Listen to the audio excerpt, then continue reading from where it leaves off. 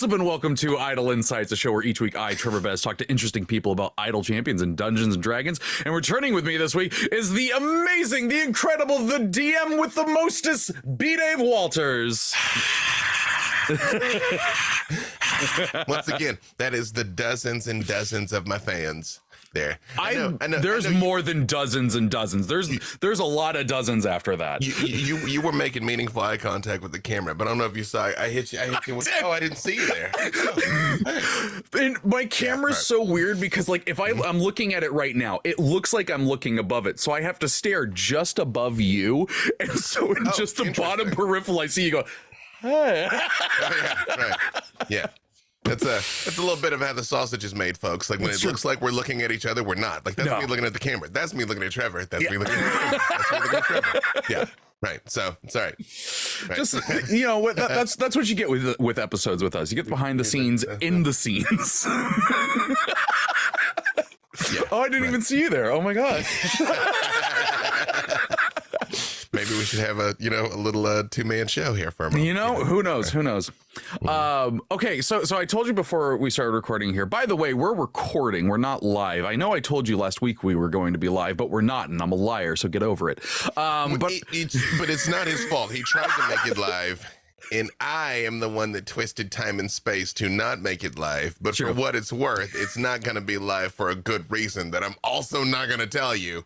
But we further bent time and space to make it happen. You have no idea how tightly wedged this is between our schedules here. We are threading a needle as you are watching. Exactly. That's in my T16 back on when I was in between Bullseye and Womp Rats. Yeah.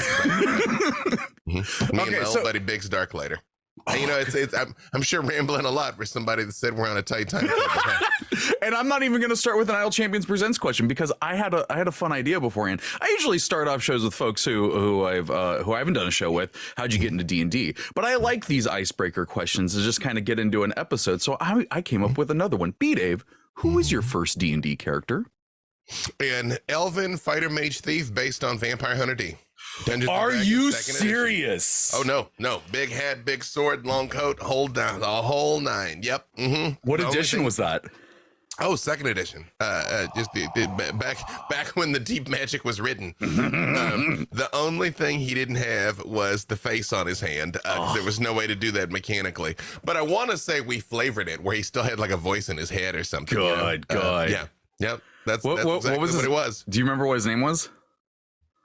Oh, probably. I was 13. You know what I mean? Like it was fine to be derivative. That is just filling me with so much energy right now of just like 13-year-old B-Day being like, I'm gonna make Vampire Hunter D into a D&D character. That just that's good stuff. I'm going to start with Vampire Hunter D as a D&D character. Yes. Setting the bar. That was top of mind awareness at the time. Yep. I love it. See, this is why I'm just going to come up with a bunch of little questions to ask people every time they're on the show again with me so I can keep this stuff going because I love hearing about people's D&D stuff. Yeah, man. Absolutely. Yeah. But I suppose we should get to the getting of talking about why you're here. You just wrapped up Idle Champions Presents Fury of the Black Rose. The what is this? The 5th Idle Champions you've done? The 5th one, yeah. My gosh. Yeah, and that the finale was on Monday. A lot of things happened. Yep. How did Fury of the Black Rose go? Well, obviously earmuffs for spoilers if you haven't seen it yet, because I would like you to see it as intended. It went well. So here, the last one, Hunger of the Far Realms, ended on a bit of a down note, but a very emotionally significant note, which I won't spoil completely if you haven't seen it, because yes, please do go watch Hunger of the Far Realms. Absolutely. But they don't all make it home out of that one. There's some very heroic sacrifices made. And then when we went into planning this one, we knew that that one had ended on a little bit of a down note, and it's like, well, it'd be great if the Kryn story ended on a high note, but the Kryn story is kind of Rogue One because Kryn's an apocalyptic hellscape right now. So don't know how fiercely a happy ending is in the cards for this one if you've seen Rogue One. Yeah. So I was like, this one might be worse, actually. And in times like this, I get consent from the cast in advance. I'm like, hey, look, this might not go like you think. Is everybody all right if that's the way it falls in the dice roll? And everybody was cool with it. But I was very, very, very happy with the tone and the vibe of how we got to end and how it got to set up. Who knows what's going to come next? Oh yeah. Oh, we're not even getting into the next. We just got off this high of the finale. Who knows? Who knows what's down the road? I mean, I guess I'd hope so. Yeah. I'm like, besides literally me, yeah. Who could possibly know? So what were some of the I mean, we said earmuffs for spoilers. I mean, this is the last Idle Insights for Fury of the Black Rose. We're gonna get into some spoilers on it. I want to ask you, did what were like some of the notable moments that happened during this? Oh, I would say the chemistry between Solok and Sentry.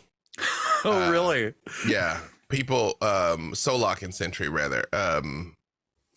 People started calling it what were they calling it? They came up with a name so quick. Oh, really? Yeah, but they were so locked in. I'm sure the chat's full of it right now. I forgot. They had a thing, right? Yeah. And I saw, like, I usually don't look at chat when I'm running the game because I'm spinning a couple of plates here. Yeah. And one of the people from the cast put in our chat the hashtag of what they were calling it, and I was like, yes, please, to the point that I kind of had to pull them to the side, and I was like, you guys are okay if I kind of lean into this a little bit, right? It's like, yeah, we're all pros, Yeah. And it's always good to check in. Always good to check in. But hey, consent is sexy. Consent is sexy. You never know. And so that was cool. That was really great. Ellen's puns, man, as a when Mordor Dash is gonna live rent free in my head from now on. She has a quiver of those, like she does. Yeah, like just straight up, just like, here, let me get another one. No, I too like to sling a mean pun, but there was a couple of times it was like boom, boom. There was one she said that I immediately had to delete from my mind. I was like, how dare you? I will turn this stream around. How dare you? There was that. There was Mark, getting to see Mark bring Miria to life in such chilly glamour, which I really enjoyed. Every time Johnny said anything at all is rust. That accent is just incredible. And then when they got this going, and then we were able to go do the rain thing like this, we were able to just talk back and forth, and just have a mental connection. Yeah, that was great. Having V jump in so quickly and abruptly with us because Gabe was beset by like all of the buffets of fate. All the internet goblins. Yeah, I mean, it just all sorts of things went wrong for him over the time of the show. So being able to have V originally fill in for him and then become a part of the show properly, and especially getting to bring Raceland Majere to life and get to embody Raceland, that was, both Mark and I were both a little like, I loved getting to talk to you before this Idle Champions Presents, because you were so excited. You were just like, I get to do it. I get to have him. Well, here's the thing. That was usually when we do the votes, I don't do anything to put my finger on the scale. Yeah. It is the will of the people. And there's been some things that I wanted to happen that didn't happen over the course of these shows, and I was like, this one's for me. When Raceland didn't win the vote, I was like, oh, I'll give you Delamar. I'm giving me Raceland. And then being able to do the thing I did in the finale was also really great too. So yeah. It was just this week. I'm being vague about that on the off chance that nobody's seen this week's episode. That's fair. Yep. And don't stop the stream right now. This will be up on YouTube later. You can go check it out. Watch that, then come back to this. We'll be right here. Like we'll give you a second. We're like, and okay, good. Yeah. Right. From here on out, we will assume you've seen the finale. Yes. I love that. So you know, overall, how did the party do? Like you're talking about, like, this is a post-apocalyptic thing and everything. Like, did they like form the group well? Like, did they get things going and everything?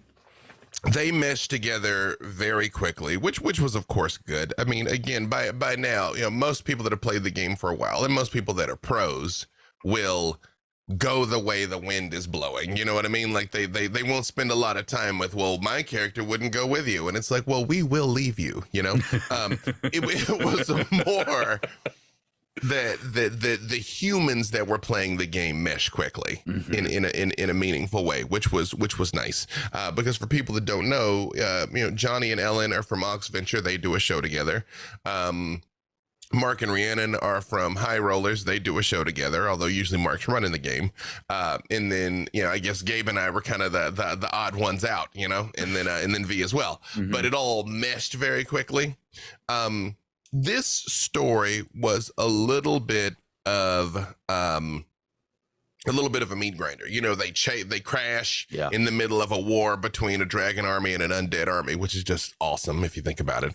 Awesome. And it is very much like run, try and get away. You know what I mean? Like there's which way forces are pressing against them is pretty clear the whole time. But they did very much have a choice about whose side are they on? Are they on anybody's side? Are they going to stay and try and fight? Are they gonna leave? I mean, it really was up to them, and I made sure they knew it was up to them. So the ending was not necessarily presupposed at any time, if that makes sense. Because if they were like, you know, F this, Tiamat, like we're attacking Kalaman now type thing, I would have been like, all right, got a bunch of dragons over there. Let's see how this goes. You know? So they had more stake in that one than in some of the other ones, because some of the other ones, it is not that they don't have agency, but it is very clear your task is to go here and do this. You know, if you go there, things are going to happen on the way there. And if you do this, then, you know, so be it. Like in Hunger of the Far Realms, you know, they had to go. Their mission was to save, save the multiverse. So if no they just kind of NBD, right? So if they just kind of been like, yeah, nah, I would have been like, oh, whoa. I mean, okay. You know what I mean? A lot of tentacles everywhere in the subsequent stories, but okay. You know, same thing. Trials of Mount Tiamat, same thing. Like Tiamat's being resurrected. You got to stop them before they can do it. And it's like, okay, you know. Whereas this one, it very much was, like I said, do you want to do that? Do you want to do this? Do you want to just leave? Is this not your problem? You know, like that. And they really had the ability to decide that. I mean, and it sounds like they did a pretty good job, you know, with a few battle scars, but absolutely, yeah. I mean, but that's all right. They build character. Absolutely. So this one was, you know, we most of the other, I think all the other Isle Champions Presents actually have been in the Forgotten Realms. Like this was really the first time that we were mainly in Dragonlands. Is that right? No, the last one, Hunger of the Far Realms, they started on the Rock of Brawl, and then okay. Well, but there are characters from the Forgotten Realms, you know, and word is this is Idle Champions of the Forgotten Realms. Although that is true, they're now Idle Champions of additional realms.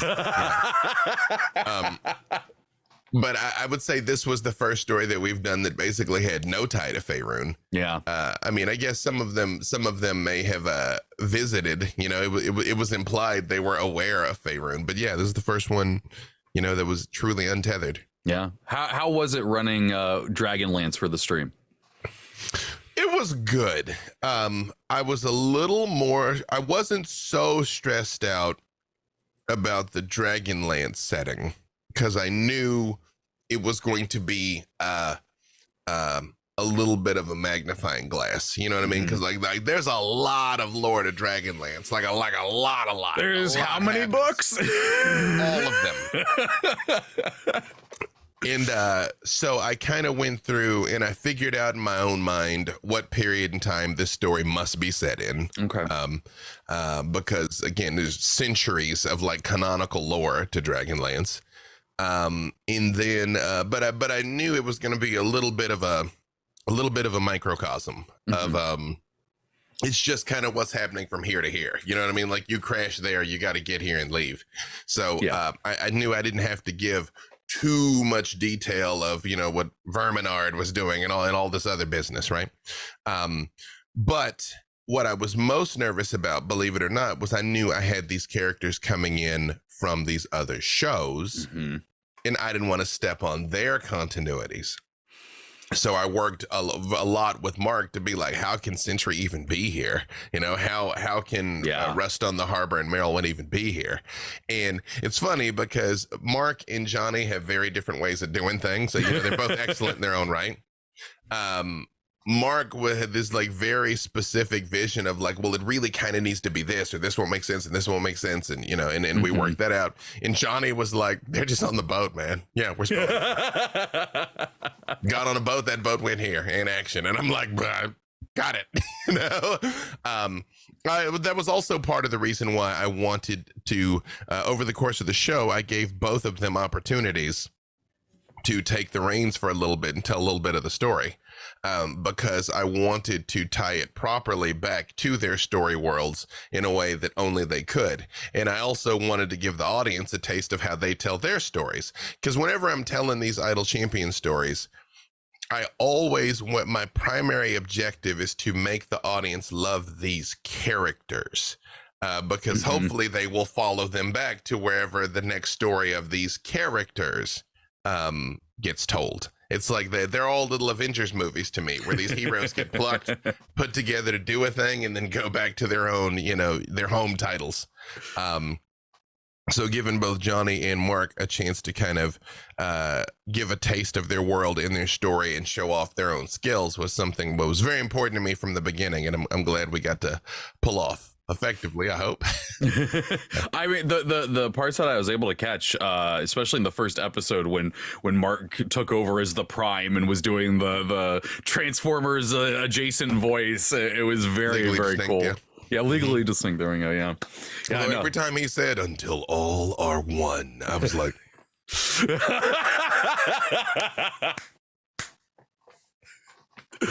I love the crossovers we get here in these shows. You know? Yeah.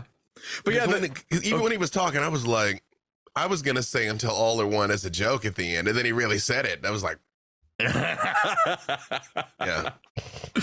yeah. I mean, you were saying there like these are like the Avengers things for you, and I mean that's something I think I've said several times interviewing different folks on this show, is like, this is like one of my favorite ultimate crossovers of Ultimate, you know. Oh yeah. Because you don't really see that in a lot of other stuff. Like, there's not many times that I can think of where streams have done that, where characters have crossed over into another show and then gone back to theirs and had repercussions and whatnot. Yeah, not real. Well, I mean, it's difficult to do. Yeah. You know, and it's difficult to do well. You know, what if your main character gets killed somewhere, or you know, what if your main character gets like altered in some way that is like very tough to deal with your story. So it takes a lot of trust to do a meaningful crossover. Whereas for me, I try to be mindful of the continuity of all the shows that they come from. And then I'm trying to be mindful of the continuity of my own stories that I'm telling. Because, hey, Black Dice Society is the 2-year anniversary on April 1st. Oh, my God. Oh, yeah, man. We started April 1st. Which that's people are like, is this a joke? I was like, I assure you it isn't. Like, we are very serious about this. It will start April 1st. I promise you. But I tried to be mindful of things like, you know, when Nahara was in the show and Brother Uriah was in the show, like, where is that going to fit into their continuity? When DJ got to be on the show, when Tatiana was on the show, and then like near the end of the Black Dice Society, well, Soth got redeemed because Jim Zub played him for us during the Gen Con live show. But I'm like, here we come back and Soth's a bad guy again. Nobody really expected me to hook those things together, but I had to. You know what I mean? I was like, I know me though, so I was like, I have to address this in a way that is going to make sense. And I mean, I think I did. I don't. And what's funny is I don't ever expect anybody to have seen all this content. It's too much good stuff. Yeah. But I do try and plant these little seeds and Easter eggs so that when they do see it, they're like, oh, that was that thing. And I'm like, that was in fact that thing. Yeah, there you go. So, well, I'm actually going to pull forward one of my questions that I had for later, which is like, in your opinion, or like, you know, the way that you like to do it, how do you like doing that between characters? Like, do you think it's best to have that as like it's the same timeline, or have alternate times? Like, this is a different Merowyn from the one that you see in the show, or like having it as the same one? Like, how do you like to handle that? It is my intent that it all be the same. Okay. But I tell people that they're by no means responsible to go back to their show with things I did. You know what I mean? That. Like I try to be respectful of what they've done, but I do not expect them to do what I've done. You know what I mean? Yeah. Like, it'll be great if and I think they probably intend a bit for Sentry to kind of give a nod to like, oh, wait a second, I had a weird dream or something like that. But I mean, you know what I mean? Like, because it does, it does begin to compound. Like, if you've ever heard the Dwayne McDuffie's unified theory of television, I have not. Oh yeah. I mean, unfortunately, Dwayne McDuffie passed away a few years ago, so it's like now it gets a little bit harder. But basically, he just traces crossovers, just back like, well, if this character knew this character, this character knew this character, this character knew this character, and it comes all the way back to Saint Elsewhere as the only TV show. Because Saint Elsewhere ends with that kid just looking at the snow globe, then like that's the one show. Literally everything else is an offshoot of that show based on just the way you okay, I'm glad I'm not the only one that thinks about that stuff, because like my wife loves Bones. Like, she loves that show. And they did a weird crossover episode where they had the two main characters from Sleepy Hollow show up, and I remember. Okay, so we're saying magic is canon in the Bones universe, but also that means that, has anyone ever mentioned Sleepy Hollow, the story, before in Bones? Because and that just made I'm like, I know I'm thinking about this too hard. I know it doesn't matter, but I felt the same way at the time, and I knew the good people at Fox didn't care. They were like, this is just kind of a ratings grab. We're gonna hype both of these shows. Yeah. But you're correct. The moment you're like, no, that might be the reanimated corpse of a president, all bets are off. All bets are off. Yeah. Also, I will say, I won't tell you which character, but I had a buddy who was a body double for one of the people from Bones. That was his job. Really? He was just in better shape than that dude. So every time he was on screen, but it wasn't his face, it was like, I was like, you're America's ass now. That's literally, your literal job is to serve cake. You know what I mean? And like, don't let anybody see your face. I'm like, it's not bad. It's not bad. That's good. No, not bad at all. Not a bad gig. Yeah.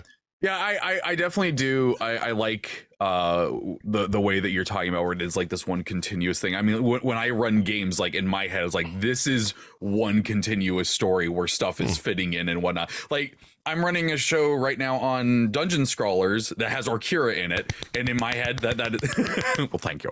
And like in my head, like that is Orkira. That is the same Orkira that everyone knows and everything like that. But she's interacting with stuff that I mentioned in a CNE stream, but also stuff that I've mentioned in my home game. Like, I'm pulling all of that stuff together. Well, I mean, it's helpful when you've got magic, quite frankly. You know what I mean? And when I was doing the Ravenloft story for the Black Dice Society, things that are super cheap storytelling in other mediums, like dreams and visions and stuff, are just par for the course. Ravenloft. You know what I mean? I'm like, Miss blew in, something happened. Miss blew out, think what happening. But even in this as of the time of this recording, I'm about to do a charity stream with all the Dark Lords, and it is my intent to hook in that they know Soth is gone, you know, like they know, and things like that, and they're gonna do what they do. They make it. I mean, the charity games kind of go off the rails pretty quickly. So I mean, they're just they're canon adjacent. But like but I'm still gonna try. Even the wave of one you did last week, like Strix was in it, and you immediately tied it to Isle Champions Presents, and I was like, oh my god, that's so cool. Well, I had to. I'm like, the last time we saw Strix, I killed her, and then here she is, and I'm like. All right, Hadar's messing with you, right? Yeah. I just do that for me, though.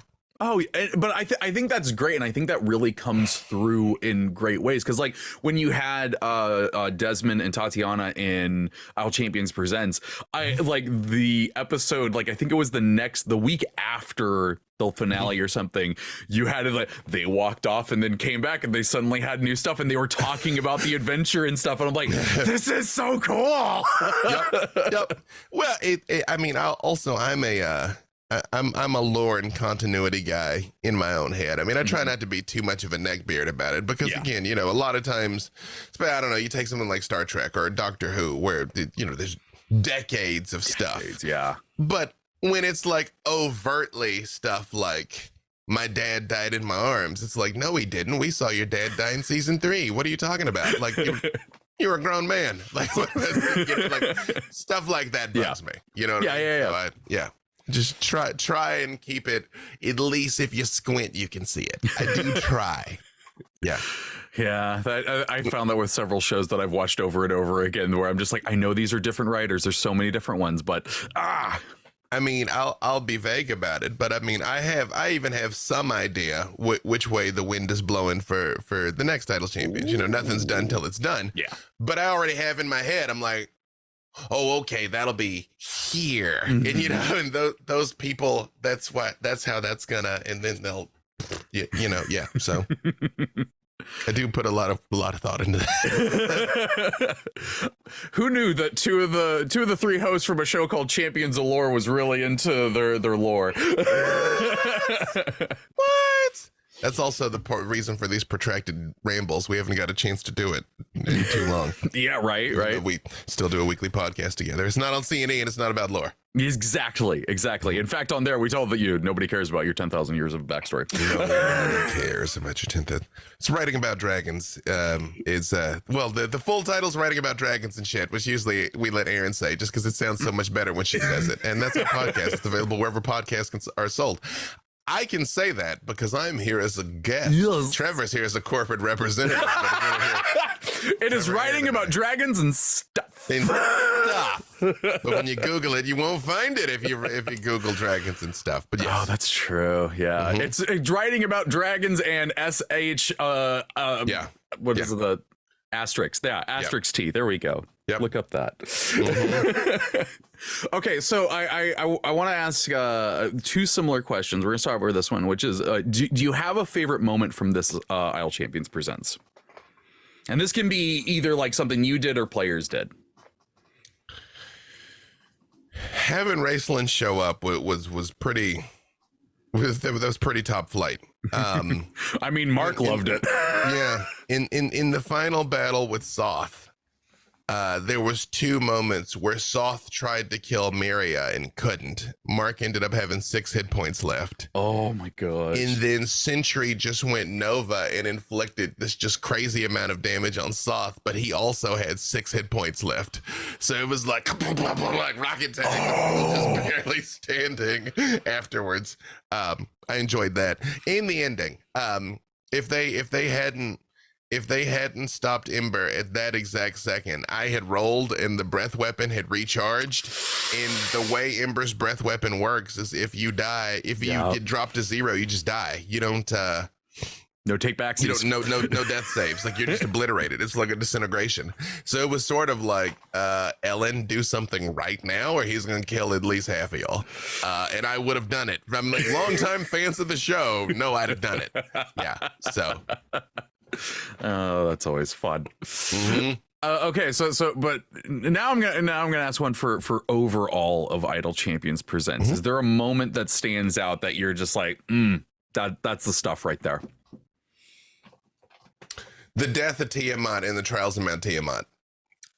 because I'd had Tiamat showing up to just antagonize them the entire time, which again, a little step back, longtime fans, friends of the show know this, but you might not. For me, when I originally brought Tiamat into a story, I was doing my Patreon games. So we had a weekly level 20 game, and it's not very easy to consistently challenge level 20 characters. So the monster of the week that week, as far as I knew, was just going to be Tiamat. Mm-hmm. And canonically, one of her appearances is the Dark Lady, where she's just this woman in a black dress. Mm-hmm. And I had her show up, and they meet this Dark Lady, and and they're dealing with her, and then the big reveal comes that she's like, haha, I'm Tiamat. And I was like, you ready, roll initiative? And they were like, our new friend is Tiamat. Yes. And I was like, what? And they were like, woo, we're really happy. Tiamat's our friend now. And I was like, are you serious? And they were like, yeah. And I had Tiamat roll insight and know they were serious. And so I decided she was going to be like the Dread Pirate Robert. She's like, well, I'll probably kill you tomorrow, but okay. I mean, I guess we'll hang out. And so she ended up being like, instead of being like the ultimate evil, she almost ended up like this kind of like trickster, like almost like the Master from Doctor Who. She was sort of the bad angel, Yeah. Like they'd go places and it's like, we've got to help. And Tiamat's like, but what if you didn't help? And they'd be like, oh, Tiamat. You're just the ultimate evil, So that kind of informed my vision of the character. That's why she is the way she is. And she's just kind of playful. And I also thought about it that I'm like, if you really believe you're the most powerful thing in the universe, why are you going to take anything personally? You're like, I can't when I want to. It's fine. So Tiamat has shown up and just kind of antagonized them the whole time and just sort of mess with them. And then when we got to the battle, we had this big thing where we had 16 people on screen. We brought in all these people from all these other shows. No, we had 18 heroes on screen because it was 3 groups of 6. And I mean, I kind of told everybody in advance, be advised, you're kind of going to get to do one thing. You know what I mean? Yeah. I'm like, you're going to get your cool movie moment, but do it then. You know what I mean? Like, don't spend 2 rounds charging because there's a real chance that we're just not going to get back. Yeah. It's a long initiative. Yeah. So everybody's doing their thing and boom, boom, boom, boom, boom, boom, boom. And we got to the moment where, quite frankly, we were short on time, and quite frankly, Tiamat still had legendary resistances because she's a monster. And Mark goes to hit Tiamat with power word kill. It's Baloth. Baloth hits with power word kill.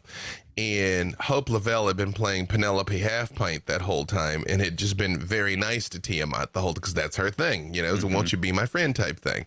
And so I forget her exact words, but she says something very sweet to Tiamat. Like basically like yeah, like please stop hurting us or something. It was something like that. Yeah. And Mark goes power word kill. And the way I played it is I had her turn back into the Dark Lady and the power word kill goes off and she just looks at Penelope and tells her, I could have kept fighting, And she's like, I know. And Tiamat dies in her arms. And it was great because not only did Hope get to have her moment, but they're all, we're all heroes, and I still got to make you sad that Tiamat died. I was like, makes you question your morality. Oh, see, still can take that from you. So I think that was my single favorite moment, especially because there's later stories where Baloth is like, I killed Tiamat. I only did. You did. That's true. I think he did use that in the title for Baloth during Black Pit. So, hey, he did. It's did. True. Yeah, and she really could have kept fighting. So it all it worked out well. That's okay. Tiamat's Takesis now, so she's doing all right. She's fine. Yeah. Well, that was so she died in Trials of Mount Tiamat, but they had to bring her back and hung her at the Far Realms. And I very much had her be like, oh, mortals, I thought I was so terrible. Like, oh, look at this. Everybody needs Tiamat all of a sudden. And that was kind of her thing. It's like, well, you guys killed me, but you brought me back. We're kind of even. And then we get over to this story and she's like, I have this much mercy left and you have now exhausted it. So the next time I see you people, it's on site. Get off my planet, So Yeah. I mean, I feel like it's a very fair deal to be like, I won't destroy your home next. You'll probably be long dead by the time I get around to it. That's that's a good, it's a good deal. That's about as good a deal as Tiamat can give. You know what I mean? I mean, like, hey, look, won't kill you. Probably won't even kill anybody you know. Yeah. By that time, not your planet, not your problem. I mean, it's fine. It's fine. Yeah. Yeah. Enjoy. Yeah. I'm gonna go subjugate these people. Yeah. So lastly here, I've got a few DM questions for you because I always like picking your brain on DM advice for people in the chat.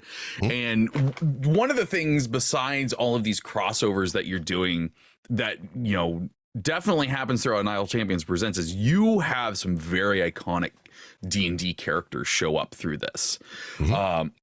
How, like, I know there's some DMs out there that are kind of nervous about doing that because they're worried about portraying them well. Do you have any advice for portraying these iconic Dungeons and Dragons characters at a table? I mean, just understand that you can't do it wrong. I mean, it's you don't really have to compare yourself to anything. You just do it as a point of reference. Like I did, for instance, when I knew I was going to bring the Heroes of the Lance back, I loaded up the animated Dragonlance movie, which is wild, by the way. We talked about that on the podcast recently. Bananas. You know what I mean?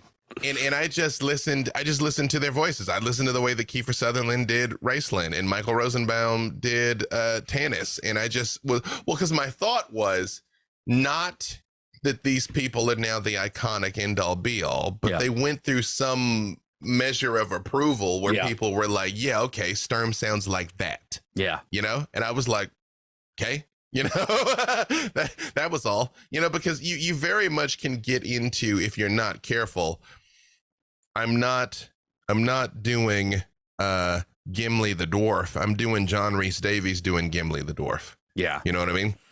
And that's not the same thing. It's like, because I know people were saying that about Will Smith with Aladdin, that he wasn't doing the genie. He was doing Robin Williams doing the genie, where it's like, So I think it's, I think what you'll find, as long as you get the essence of the character, the players will still be excited to be interacting with that character. I mean, Mark was excited to be interacting with Raceland, not because I said any specific thing, because he has in his own head what Raceland is like, but I simply embodied the energy of what Raceland Magier must have been like. If I just showed up with like, hello, darling, I'm Magier. This is how I talk now. Don't ask any additional questions. I'm Raceland Magier. I lived in Falkovia for a few years. I lived in Falkovia for 2,000 years. That's it. And this is how we do the magic in the Falkovia. Yeah. You know what I mean? What? Oh. The vibe of it. And especially if you want to do something different, but you can just justify it. Like, again, my Tiamat. I mean, Tiamat is usually portrayed as the ultimate evil. Mine isn't, because mine was like, she's a creature of chaos. Yeah. In chaos takes many forms. And again, she's like, she truly doesn't care about you. So she's not scared of you. So she doesn't have to like huff and puff around you. She's just like, it's okay. Eat you with my blue head. Yeah. And she's having a good time. You know what I mean? Yeah. But it makes sense. But I think if you tried to bring a character like Ilmater, whose whole thing is he's bearing the suffering of the world, and you try and have him be like playful, it wouldn't work the same. You know what I mean? Like, I mean, maybe I could figure out a way that I made playful Ilmater, but I mean, that's kind of not his bag. You know, he's like, I'm sort of bearing the suffering of existence right now. And it lingers on the palate. Yeah. Yeah, the times that I've had iconic characters show up, especially in my home games, like, it has kind of been like my interpretation of them. Like, for whatever reason, I play Volo like the narcoleptic Romanian guy from Moulin Rouge. I don't know why, but like, that's just how he came out. Okay. I would also say, if you're gonna do something, commit to it. Yes, because now whenever people see the Xanathar, they hear, I'm the almighty Xanathar. Yes, I'm the Xanathar. Look at me and gaze upon me. I'm beautiful. Look at my pierced lip, my glistening mucus sacs. This is Stilgar. Do not gaze upon Stilgar. You know, yeah, just like. I can't remember if it was on the show or before, but Ellen and I were talking about your Xanathar and how much she just absolutely loved it. Of course, she loved it. The Xanathar is superior and then has impeccable taste, obviously. Yep. If they ever put the Xanathar in the D&D movie, he's officially already ruined for me. It's like, it doesn't matter what you do. They absolutely must call upon B. Dave Walton to voice the almighty Xanathar. Yes. Yes, petition for B. Dave to voice Xanathar. Yes, otherwise, they will get Xanathar's inferior non-union counterpart. Yeah. Yeah. Also, I have to do the face to do the Xanathar. I have to. Oh, yeah, absolutely. It's part of it. Yeah. It doesn't come out. Yeah. Although Iris doing the Xanathar was interesting. When she was like, he's my cousin, darling, and you know how he rambles. I'm the almighty Xanathar. You should go and do what I want you to do. Blah, blah, blah, blah, blah, blah, blah. Yeah, that was... Oh, my God, we got Firestein plus Xanathar. It was a whole thing, darling. It was voted on by the players of Idle Champions. Yeah. it did make me really happy, though, when Jim started doing Minsk, and it sounded like how I do Minsk at home. And I was like, okay, I nailed that one. Perfect. Oh, yeah. Evil! Yes. Evil! Yeah. Mm-hmm. So the other question I've got is about having new players at the table. Like, you probably more than anyone else that I know have DM'd for not people fresh to the game, but people fresh to your table. I mean, when we first met, you'd done how many games on your Patreon with just people that were on there? Oh, hundreds. I mean, I did about 35, 40 games a month. And I do a lot with people who have never played the game. I've also done a bunch with people who've never played the game, and it was level 20. that has happened more than once. Yeah. Mm-hmm. Oh boy. Well, so my question was, is like, you know, I know that for some DMs out there is that nervousness when there is someone new at your table. Like, what advice do you have for people that are feeling that those butterflies in their stomach? It's like, oh, I don't know how they play. I don't know if my DM style fits. You know, again, more than anything, you can't do it wrong. Just let yourself know that you can't do it wrong. It's like if you were a little kid going to a playground and you're like, I'm about to build a sandcastle with some new kids. You're not going to be like, I'm gonna build a sandcastle wrong. You know, like we're just gonna build a sandcastle, man. Like, I mean, and some sandcastles will be better than others objectively. You know what I mean? Some kids are gonna start eating the sand. It's gonna happen, you know? I've definitely played with those players. Yeah. I mean, because in extremely broad strokes, not every player is for every table and not every table's for every player. So ideally at your session 0 or sometime before, you sort of have a check-in about what are people looking for. You know, like if somebody wants this Jane Austen courtly intrigue and you're intending to do Red Sonja, that person might be disappointed, you know?